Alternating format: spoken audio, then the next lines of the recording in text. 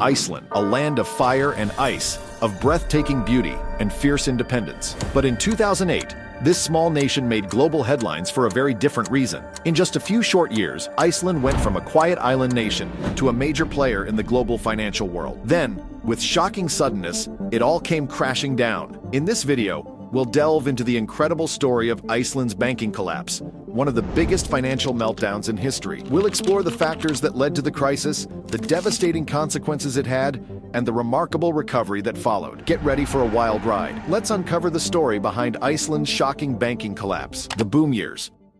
A remote island nation in the North Atlantic, Iceland is known for its stunning natural beauty, rich Viking history, and, well, not exactly its booming financial sector. At least that wasn't the case until the late 1990s. After decades of focusing on traditional industries like fishing and tourism, Iceland decided to liberalize its economy. This opened the door for a new breed of entrepreneurs and a surge in foreign investment. Icelandic banks, once small and local, saw a golden opportunity. Fueled by deregulation and easy access to credit, these banks embarked on an aggressive expansion. They offered high interest rates to attract foreign investors and took on massive amounts of debt to fund risky investments. This strategy worked for a while. Iceland's economy boomed, and its banks became global players, nicknamed ice banks. The cracks begin to show. Beneath the glossy surface, there were cracks in the foundation. The Icelandic banks were heavily reliant on foreign borrowing, and their rapid expansion was fueled by speculation, not sustainable growth. They were essentially building a house of cards.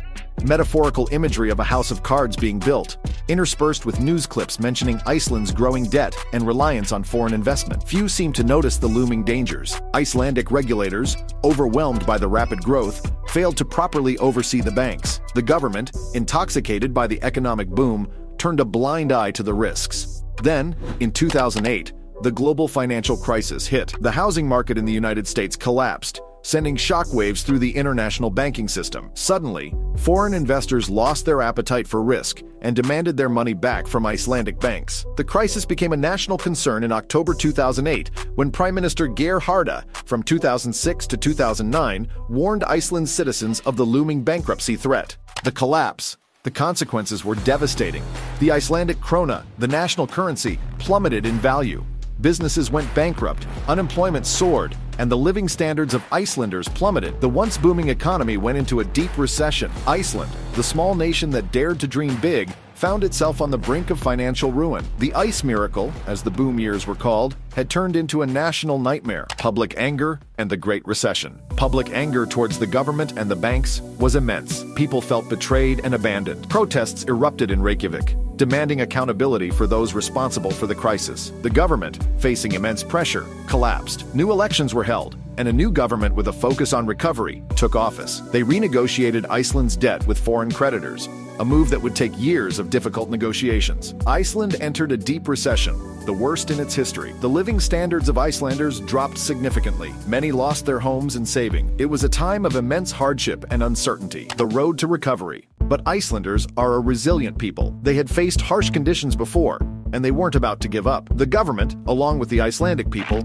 embarked on a long and arduous road to recovery. One of the key strategies was to focus on traditional industries like fishing and tourism. These sectors, while not as flashy as finance, were more stable and provided a much-needed source of income. The government also implemented strict austerity measures, cutting spending and raising taxes. This was a bitter pill to swallow, but it was necessary to control the national debt. A new chapter.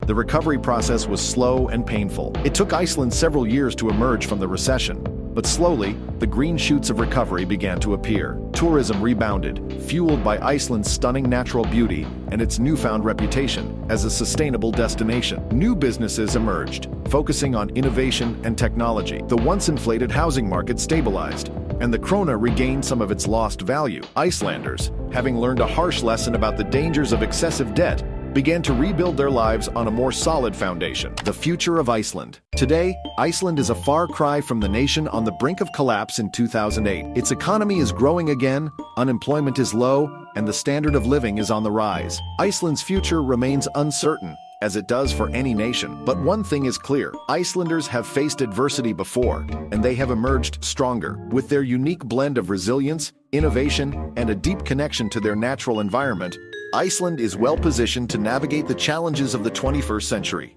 Similar to Iceland, Germany's economy has faced difficulties. Learn more by clicking the image on your screen. Thank you for watching. If you found this video informative, please share your thoughts in the comments below.